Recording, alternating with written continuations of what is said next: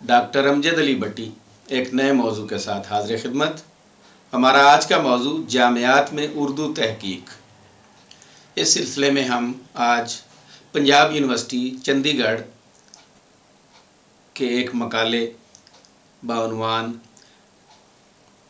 اردو زبان کی تشکیل میں اردو صحافت کا حصہ 1900 سے لے کر 1947 تک، پی ایچ ڈی کا یہ مقالہ مظفر حسین نے لکھا، جبکہ نگران مقالہ ڈاکٹر محمد شکیل خان تھے۔ تو آئیے اس مقالے کا کچھ احوال بیان کرتے ہیں۔ زبان سماج کے لیے ایک موروثی تحفہ ہے جو ایک نسل سے دوسری نسل کو منتقل ہوتا رہا ہے۔ اس کی تشکیل، ترقی اور تاریخ انسانی سماج کے ارتقاء اور اس کی تاریخ سے وابستہ ہے۔ یہ زمانے کے ساتھ اپنا پیکر بدل کر انسان کی نفسیاتی، سماجی، تمدنی، علمی اور قومی ضرورتوں کو پورا کرتی ہے۔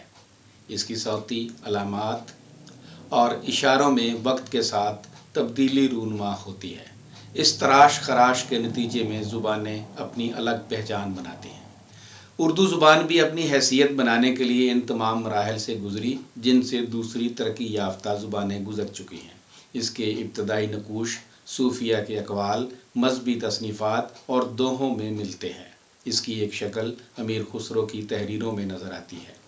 دکنی ادیبوں اور شاعروں نے اس کی تشکیل و تعمیر میں نمایاں حصہ لیا، لیکن اردو زبان کو کسی فرد واحد کی محنت کا ثمرہ نہیں کہا جا سکتا، بلکہ اس دور کے ادیبوں، شاعروں، درویشوں، سیاحوں اور عوامی قافلوں نے اس کی ترویج میں اہم رول ادا کیا۔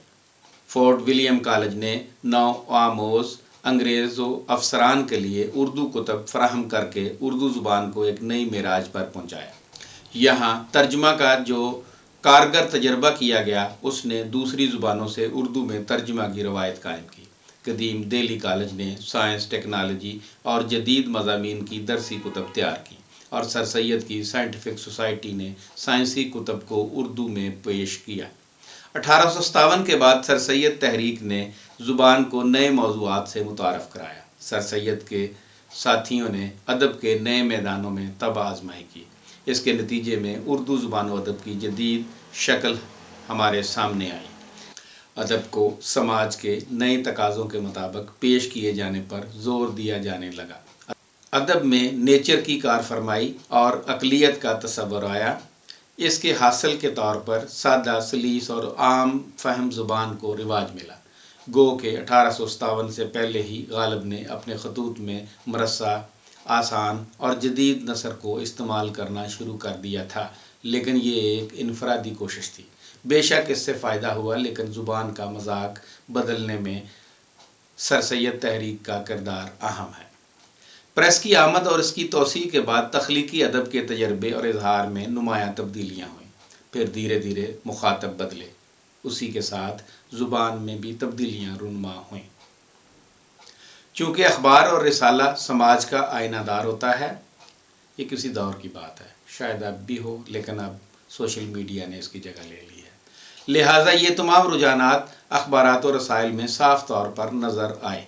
یہ کسی ایک اخبار یا کسی ایک وقت میں نہیں، بلکہ اردو کے پہلے اخبار سے تاحال جس اخبار یا رسالے کا مطالعہ کیا جائے، اس میں اس مخصوص زمانے کی تصویر کا عکس صاف دکھائی دیتا ہے۔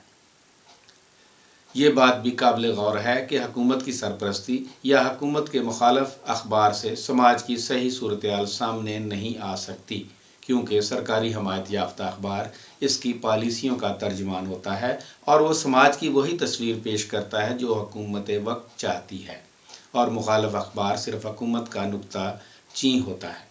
البتہ معتدل اور آزاد اخبار کے مطالعہ سے سماج کی صحیح تصویر سامنے آ سکتی ہے، لیکن زبان کی ترقی اور تبدیلی کا اظہار سب میں یکساں پایا جاتا ہے۔ کسی خاص زمانے کے اخبار یا رسالے کے مطالعہ سے یہ معلوم ہو سکتا ہے کہ اس وقت زبان کی ترتیب، جملوں کی ساخت، محاورے، تمثال، الفاظ اور مرکبات اور تراکیب کا استعمال کس طرح ہو رہا تھا، اور اظہار خیال کے لیے کن نئی تکنیکوں کے تجربے ہو رہے تھے، کس طرح کے موضوعات پر لکھا جا رہا تھا، اور کسی خاص رجحان کی پیروی سے زبان پر کیا اثرات مرتب ہو رہے تھے۔ غرض زبان کی ترقی اور تبدیلی سے اس کے تشکیلی عمل کو محسوس کیا جا سکتا ہے۔ اردو زبان کی تشکیل میں اردو صحافت کا حصہ کے کل 5 ابواب ہیں۔ پہلے باب میں اردو زبان کی ابتدائی نشو و نما کو تاریخی تناظر میں پیش کیا گیا ہے۔ اس میں زبان کی ابتدا کے سلسلے میں پائے جانے والے مختلف نظریوں کا جائزہ لینے کے ساتھ مروجہ اسالیب و زبان کے نمونے درج کیے گئے ہیں۔ فورٹ ولیم کالج، قدیم دہلی کالج کے قیام تک اردو زبان کی کیا حیثیت تھی، اس کا مختصر ذکر ملتا ہے۔ مقالے کا دوسرا باب 19ویں صدی کی اخبارات و رسائل کی زبان اور سر سید تحریک کے اس پر اثرات کا جائزہ ہے۔ تیسرے باب میں 20ویں صدی کے نصف اول یعنی 1947 تک کے نمائندہ اور اہم اخبارات و رسائل کے ذریعے یہ دکھانے کی کوشش کی گئی ہے کہ اس وقت کس طرح کا ادبی منظرنامہ سامنے آ رہا تھا۔ اس باب میں زبان کے تشکیلی عمل اور ادبی تحریکوں کی وجہ سے زبان پر مرتب ہونے والے اثرات پر روشنی ڈالی گئی ہے۔